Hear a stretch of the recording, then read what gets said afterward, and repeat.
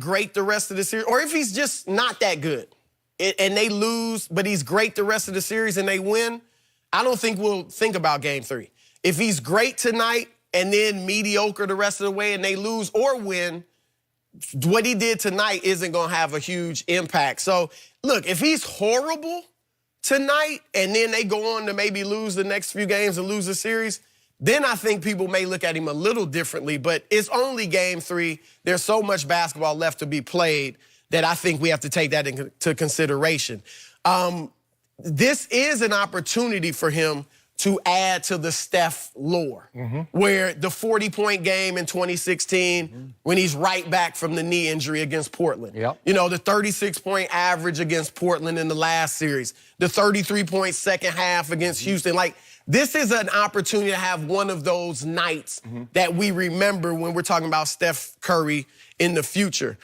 However, I got to admit, like, I remember his second MVP season, when he was unanimous MVP and was just lighting the world on fire. I asked a basketball legend, a basketball lifer, who was a player, a coach, he's been everything. Everybody would know him, I don't want to say his name. I said, is Steph the best player in the world? He laughed at me. Because he was like, no, he's like, you hide him on defense, he can't control it on that side of the floor. And so my point is, I'm not looking at Steph to do what a LeBron James can do, even what a Kawhi Leonard or a Kevin Durant could do. Like, if Kevin Durant was in this situation where no Steph, no Klay, I still would feel like he might go, you know what I mean? Like, they got a chance, right? Or if it was LeBron or Kawhi. Because essentially, even without Klay and KD, you're talking about one superstar, Steph, against one superstar, Kawhi, and a bunch of good players around them, role players. And this shows why those guys probably are better than Steph, no matter what he does and his legacy and how great of a shooter he is and how many championships. He can't control it on the other side of the court. And I think some of it's size. Like, how many small players have ever been able to just control a series? Isaiah Thomas, obviously, the legend, was tremendous. He and Steph are the only two small guys to even lead a team to a championship. Right. But even when Isaiah was doing it, Dumars was great in those finals. Dumars he was Isaiah's Klay Thompson. Yeah. And he was a finals MVP. Right, he was a finals MVP the first year they won it. So he was always great there. Allen Iverson, we saw him do it for a game against Shaq and Kobe when they won Game 1, but never won a title, obviously. So I don't know if some of it's size, the defensive liabilities, but I just don't expect him to be able to take over the game like I would expect a KD, a LeBron, or a Kawhi Leonard to do. You stole all my points because this is my exact same Good, then I'll talk. You know what? For real, though. No, I mean, just to echo what he said, because I don't think it's that big of a deal because it's Game 3. And there's more series to play, and he can play bad, and they can still recover. But if he plays like a goofball, and then they turn around and lose this series. You go with that goofball again. we're gonna remember this game. But the only thing I want to push back on, this notion that Steph Curry has been small in the playoffs or the finals is not true. It is true. I want to track. No, I tracked it. So what I did, I didn't want to go back to when he first got into the league. They didn't make the playoffs and all that. I went back to when he first made the playoffs, the 2012-2013 season. Yep. In the regular season, this is what he's averaged: 25.6, 7 assists. In the NBA Finals, he's averaged 25.6. and 6 assists. He dropped off a cliff. Go ahead, Skip. And you said he's got a higher scoring average in the finals than what? Bird, Kareem, Kobe, and D-Wade. Every key number I have on my list in his career, regular versus post, the playoffs are a little down in every category. So he hasn't played like a two-time MVP in the playoffs. And maybe that's because playoffs dictate in the finals or the playoffs? Playoffs. The whole playoffs? Yeah. And I still can't get over the games 5, 6, and 7 against your man in 2016. That was horrendously bad. And again, in those 3 games, he shot 37% from the field and 36% from 3. He's like a 50% three-point shooter, and that was a dramatic fall. And then we get all the way to Game 7, and he shot 6 for 19 in his house. This is it. This is for your legacy. And he was 4 of 14 from 3, and we get to the fourth quarter with the game on the line, and he goes 1 of 6 from the field and 1 of 5 from 3, and has the crucial turnover where he whips it behind his back fourth row that really opened the floodgates for your guys to have the bicycle built for 2 block and the chase down, right? Yeah, and it was Yeah. And finally, that was Kyrie, player of the year, if I'm Kyrie not mistaken. ended that. Yeah, Kyrie ended that game.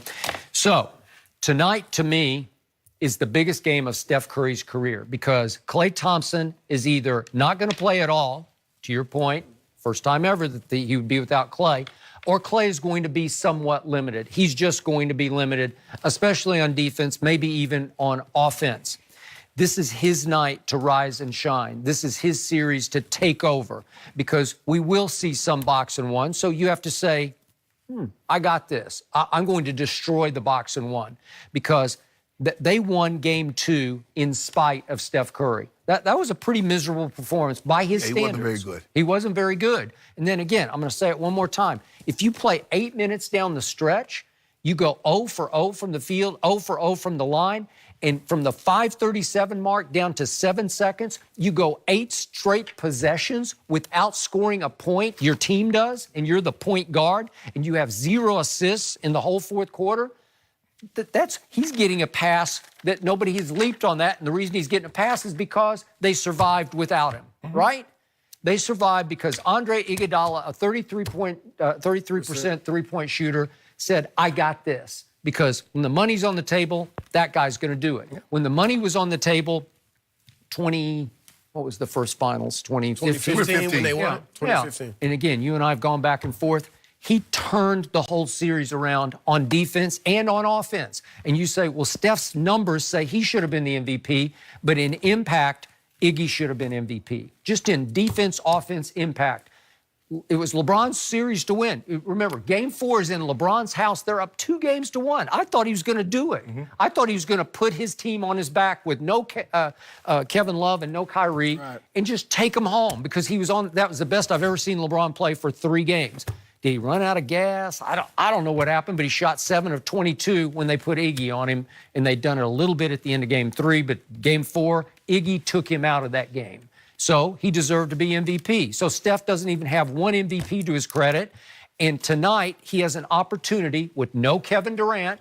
And this is just me. Heart of hearts, gut feeling. I believe Steph Curry does not want Kevin Durant to return because he can finally make a statement once and for all. I can do it without that guy. But let me ask you this, Skip. Let's just say for the sake of argument, he drops 45 in Game 3 and they lose. What does that change in people's minds? Okay, but you would think if he drops 45, they're going to win that game. That's what I would think. It still would be tough, even if he has 45. If nobody else steps up, I'm picking Golden State because I'm thinking Draymond and if I could Cousins will play well Steph's too. going to have 45, you'd say, I got this by 15. I wouldn't say that. No. If he has 45 and Draymond and Boogie don't play well or Quinn Cook can't hit a 3, they could still lose. Hey, the impact of his 45 points, that's the one thing I disagree with whoever the Hall of Famer was that you talked. His three-point impact is so severe, especially at home, where he's revolutionized the game and the impact of that shot because he shoots them from 10 feet beyond the line. Right. And now you got more guys That's what I'm saying. But at Oracle, it feels like the ceiling falls in on the visiting team when he makes 4 of those 30-foot shots. I do agree. His impact on the game for his team and just the league and the game itself has been incredible. But for some reason, I feel like he needs other guys. He needs some help, though. Like, again, I don't like what LeBron did in 2015, just taking over with Matthew Dellavedova and all these. I don't see Steph being able to do that.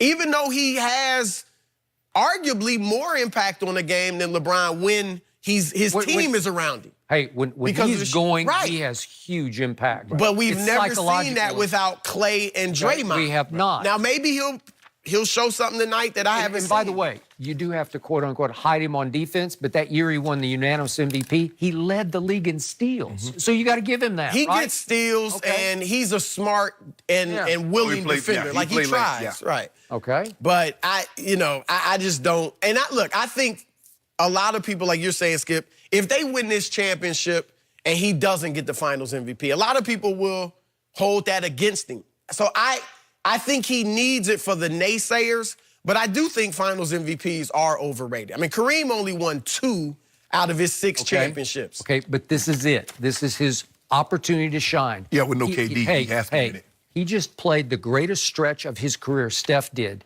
in the last quarter and the last game against Houston, Game 6, and then those 4 against Portland. Yeah. I've never seen him play better at a higher level than in those sort of 5 1/4 games. And he was good right? in Game 1, even though they lost in the finals. Got it. Now, this is it. They're a little shorthanded, if not a lot shorthanded. And if they win the game tonight, they could break Toronto's will because Toronto hasn't done this before, even though they got playoff experience. But if Steph just shoots them right in the heart tonight, then all of a sudden you can say, put Kevin on the back burner, right? We don't really need Kevin in Game 4. Well, if Steph takes over Games 3 and 4, well, he's on course to run away with Finals MVP. He's the favorite now, right? Right. So this is his moment. Rise or fall, sink or swim. But Draymond and Boogie lurking, though.